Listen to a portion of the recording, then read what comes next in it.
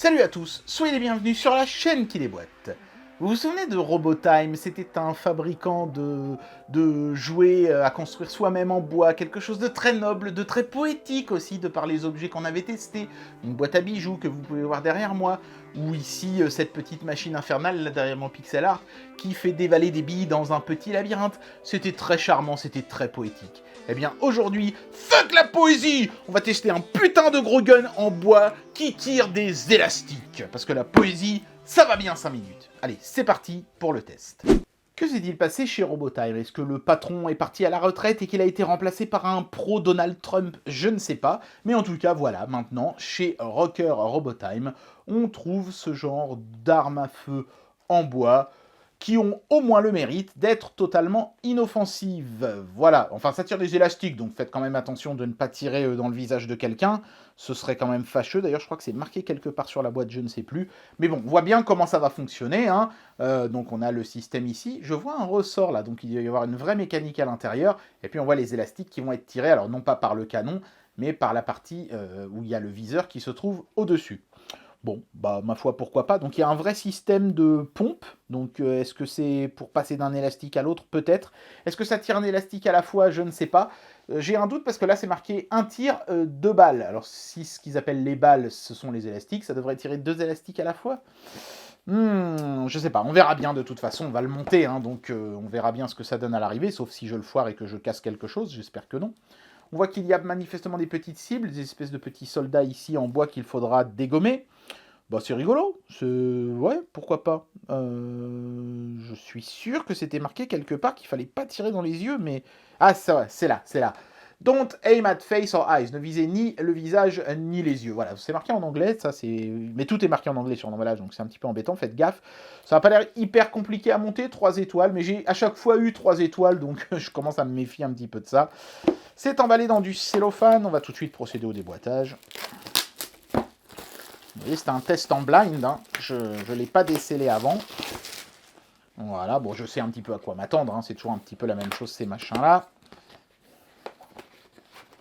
Voilà. Ah, il y a un deuxième carton, il y a une inception de carton. Bon, c'est juste du calage. Ah là là, il y a beaucoup d'élastique. Donc ça, c'est bien, même si vous en perdez une grosse masse, il vous en restera toujours beaucoup. C'est, ma foi, fort sympathique. Ok. Tout ça, ce sont les éléments qui ne sont pas en bois, j'imagine. Ah, encore des élastiques. Bah putain. Ça va, on a la dose d'élastique. Oui, il y a aussi quelques ressorts, mais apparemment c'est tout. À part les ressorts, donc tout le reste du jouet serait constitué de ces planchettes de bois ici. Il n'y a pas l'air d'y en avoir une masse énorme, mais par contre il y a l'air d'y avoir pas mal de petites pièces, hein, comme toujours sur ces machins-là. La notice de montage, elle est là. Je ne sais pas si ça va être facile d'y accéder, là, parce que c'est tellement bien serré, les planches de bois et le plastique ensemble, que ça risque d'être un petit peu compliqué.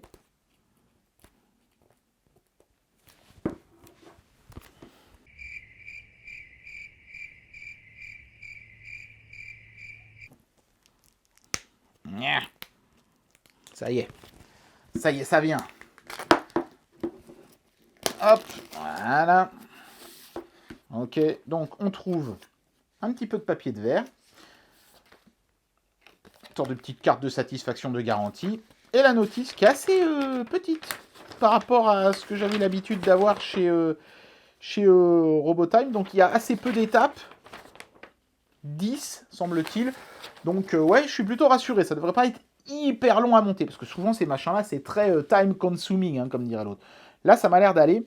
Il y a beaucoup de pièces qui m'ont l'air d'être articulées, c'est-à-dire que vous voyez, toutes ces petites fentes ici, ça veut dire que on va pouvoir courber le bois à cet endroit-là. Donc le montage sera peut-être un petit peu plus délicat que d'habitude, mais j'ai confiance, ça devrait bien se passer. De toute façon, vous allez avoir droit à un beau time-lapse maintenant.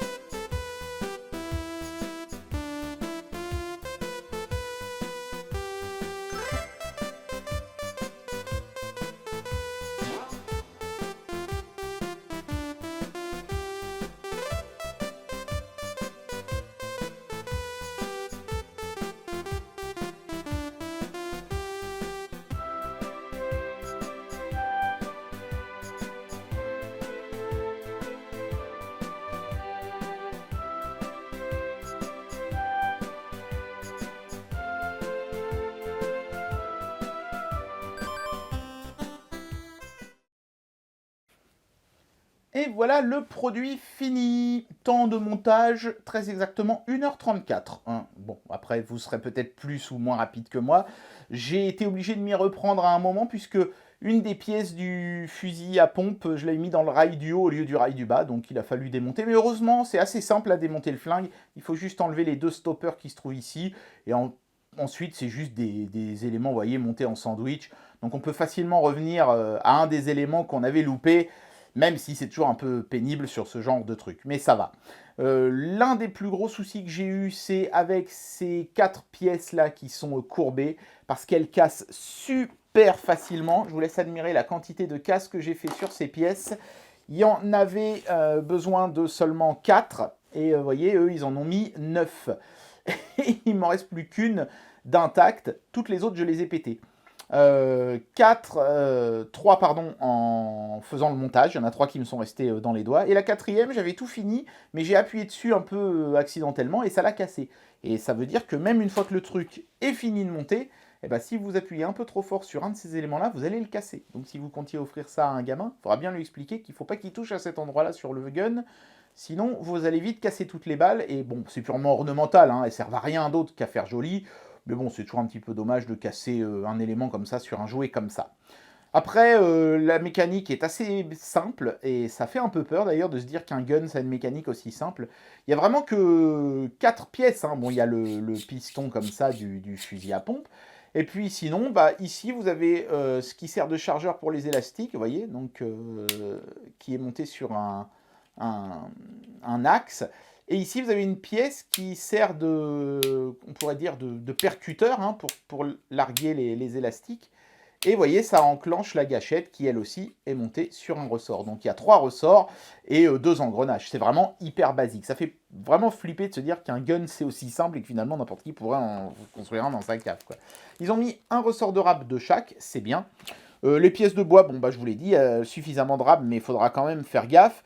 Et les plus petits éléments sont eux aussi en rab, donc si vous en perdez un ou deux, ce ne sera pas dramatique. Ils ont à peu près tout prévu. Pour charger, c'est très simple.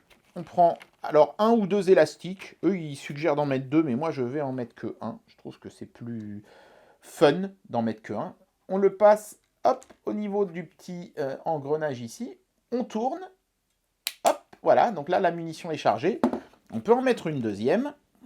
Donc même chose, hein, on se grippe sur le devant comme ça. Alors ils ont été gentils parce qu'ils nous ont mis énormément d'élastiques. Donc là pareil, vous pourrez en perdre ou en casser sans problème. On tourne, voilà, et on peut en charger jusqu'à 5 comme ça. Donc c'est pas mal, hein. Ça veut dire que vous pouvez déjà faire plusieurs tirs avant d'être arrivé au bout. Tac, voilà. Puis ensuite, quand vous pressez sur la gâchette, ça libère la petite pièce de bois ici et ça envoie un élastique.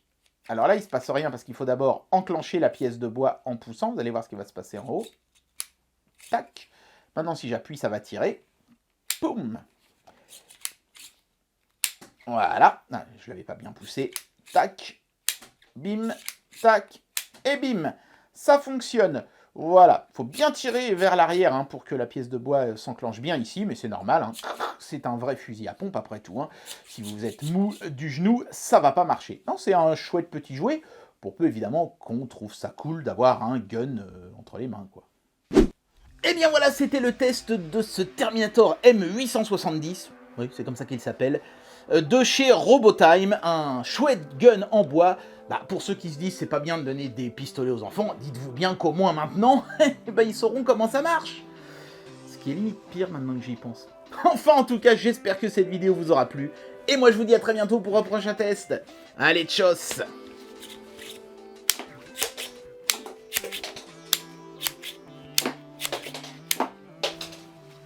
T'as du bol, toi.